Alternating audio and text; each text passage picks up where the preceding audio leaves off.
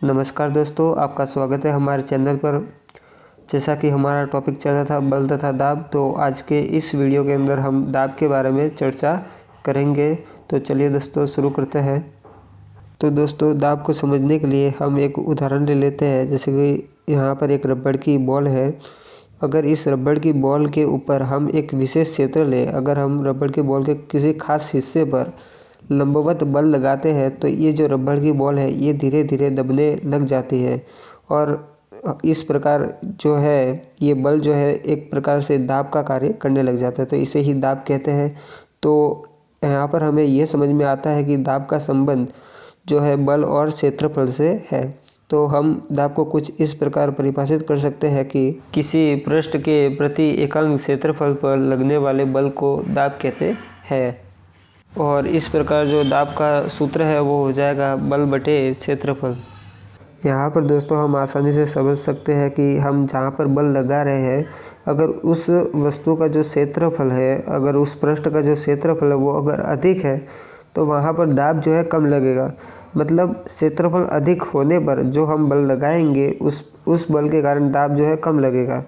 और हमें अगर अधिक दाब लगाना है तो हमें बल अधिक देना पड़ेगा। मतलब क्षेत्रफल अधिक होने पर हमें बल भी अधिक लगाना पड़ेगा अगर हम दाब अधिक लगाना चाहते हैं तो। लेकिन अगर क्षेत्रफल कम है, अगर किसी क्षेत्र का जो क्षेत्रफल है वो अगर कम हो जाए तो हम कम बल के द्वारा भी अधिक दाब लगा सकते हैं। ठीक है। तो अगर क्षेत्रफल जो होगा वो कम होगा तो दाब जो है वो अधिक लगेगा उसी बल के ऊपर। तो यहाँ से हम ये आसानी से समझ सकते हैं। तो दोस्तों, दाब का बल और क्षेत्रफल से जो संबंध है इसको हम लोहे की कील के माध्यम से आसानी से समझ सकते हैं। लोहे की कील जो होती है वो आगे से नुकीली बनाई जाती है। इसका नुकीली होने का कारण यही है कि क्षेत्रफल कम होने के कारण हम कम बल लगाकर उसको आसानी से दीवार में या फिर लकड़ी के अंदर या फिर जहाँ पर भी लगाना चाहते हैं आसानी से उसको गाड़ सकते हैं। तो ये जो है एक अच्छा उदाहरण है। इसी के साथ हम चाकू वाला उदाहरण देख सकते हैं। चाकू जो होती है वो आगे से नुकीली होने के कारण जो है हम उसको कम बल लगाकर आसानी से वस्तु को काट सकते हैं। तो वहाँ पर कम ताकत के द्वारा ही आप जो है सब्जियों को काट सकते हो, क्योंकि जो उसका क्षेत्रफल जो है वो कम हो जाता है। अगर चाकू को आगे से चौड़ा बनाया जाएगा तो हमें ज़्यादा बल लगाना पड़ेगा और सब्जी को काटने में हमें क्या होती है जो है थोड़ी दिक्कत आएगी, थोड़ा अधिक बल लगाना पड़ सकता है। तो इस प्रकार बल और क्षेत्रफल का दाब पर क्या प्रभाव पड़ता है ये हम समझ सकते हैं। तो दोस्तों, यहाँ पर हम एक प्रश्न ले लेते हैं कि स्कूल बैगों की पट्टियाँ चौड़ी क्यों बनाई जाती है।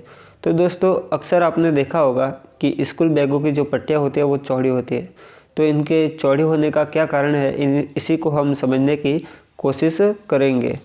तो दोस्तों, जब स्कूल बैग को हमारे कंधे पर उठाया जाता है तो बैग के भार के कारण हमारे कंधे पर जो है वो दाब लगने लग जाता है। तो इस दाब को कम करने के लिए बैग की पट्टी जो होती है वो चौड़ी बनाई जाती है, ताकि जो बैग का भार है वो हमारे कंधे के अधिक क्षेत्रफल पर पड़े और जो दाब हो जाता है वो आपका कम हो जाएगा। तो इस क्षेत्रफल के बढ़ने के कारण जो है दाब जो होता है वो कम हो जाता है। तो इसी कारण जो है पट्टी चौड़ी बनाई जाती है। दोस्तों, यहाँ पर ध्यान देने योग्य बात यह है कि हमें अगर दाब को कम करना है तो हमें क्या करना पड़ेगा, भार का जहाँ पर भार लग रहा है उसका क्षेत्रफल हमें क्या करना पड़ेगा, बढ़ाना पड़ेगा। अगर क्षेत्रफल बढ़ जाएगा तो दाब जो है वो कम हो जाएगा। तो ऐसा ही आपने अक्सर देखा होगा कि लोग जो होते हैं वो भारी बोरे को अपने कंधे पर नहीं अपने पीठ पर उठाते हैं। पीठ पर उठाने से जो बोरे का भार है उसका क्षेत्रफल बढ़ जाता है। तो क्षेत्रफल बढ़ जाने के कारण जो है पीठ पर जो दाब है वो कम हो जाता है। तो इसी कारण बोरे को जो है पीठ पर उठाया जाता है। ऐसे ही आपने कुली को भी देखा होगा। कुली जब सामान अपने सिर पर उठाता है तो वो सिर और सामान के बीच में रुमाल को बांध देता है। तो रुमाल बांधने के कारण जो है वो भार का क्षेत्रफल बढ़ जाता है और भार का क्षेत्रफल बढ़ जाने के कारण उसके सिर पर जो है दाब कम हो जाता है। तो इसी कारण वो सिर और सामान के बीच में रुमाल बांधता है। अब दोस्तों, अपन बात करते हैं द्रवों द्वारा लगाया गया दाब। द्रव द्वारा किस प्रकार दाब लगाया जाता है, तो इसको समझने के लिए हम क्या करेंगे, यहाँ पर एक टंकी है, इसके अंदर जल भरा हुआ है। तो हम यहाँ पर जैसे जैसे जल की सतह से गहराई में जाएंगे तो वैसे वैसे दाब का मान जो है वो बढ़ता जाएगा। जल की निचली सतह या नीचे वाले कणों पर लगने वाले दाब का मुख्य कारण जल की जो ऊपरी सतह है या ऊपर वाले जितने भी कण हैं उनके जो भार के कारण जो है नीचे वाले कण पर क्या लगता है, दाब लगता है। तो इसी कारण जैसे जैसे हम गहराई सतह से गहराई में जाएंगे वैसे वैसे जो है दाब का मान बढ़ता जाएगा। इसको सही तरीके से समझने के लिए हम जल के अंदर दो कण ए और बी ले लेते हैं। ए और बी की हम सतह से अगर गहराई देखें तो ए की गहराई जो है वो कम है और बी की गहराई अधिक है। तो यहाँ पर सर्वाधिक दाब जो है बी बिंदु पर लगेगा, क्योंकि जल के इस कण की जो गहराई है वो सबसे ज़्यादा होने के कारण इसके ऊपर सबसे ज़्यादा जल के बाकी सतहों के कारण या बाकी कणों के द्वारा ज़्यादा भार लगता है। तो इस भार के कारण यहाँ पर दाब का मान बढ़ जाता है, तो बी बिंदु पर अधिक दाब लगेगा। और अपन ए बिंदु को देखें तो ए बिंदु की गहराई कम होने के कारण इसके ऊपर कणों की संख्या भी क्या होगी, कम होगी। तो ए बिंदु के ऊपर कणों की संख्या कम होने के कारण इसके ऊपर कम भार लगता है, तो यहाँ पर ए बिंदु पर कम दाब लगेगा। अगर यहीं पर हम एक और जल के कण बिंदु सी पर बात करें तो इस सी पर ज़्यादा दाब लगेगा। इन सब से ए बी और सी में से सबसे ज़्यादा दाब किस पर लगेगा, सी पर लगेगा, क्योंकि इस सी बिंदु की जो गहराई है वो इन सबसे ज़्यादा अधिक है। तो इस पर जो जल का जो भार होगा वो सबसे ज़्यादा होगा, तो इसी कारण सी बिंदु पर अधिक दाब लगेगा। तो दोस्तों अब आप ये आसानी से समझ चुके होंगे कि किस प्रकार द्रवों के अंदर गहराई बढ़ने पर दाब का मान बढ़ जाता है।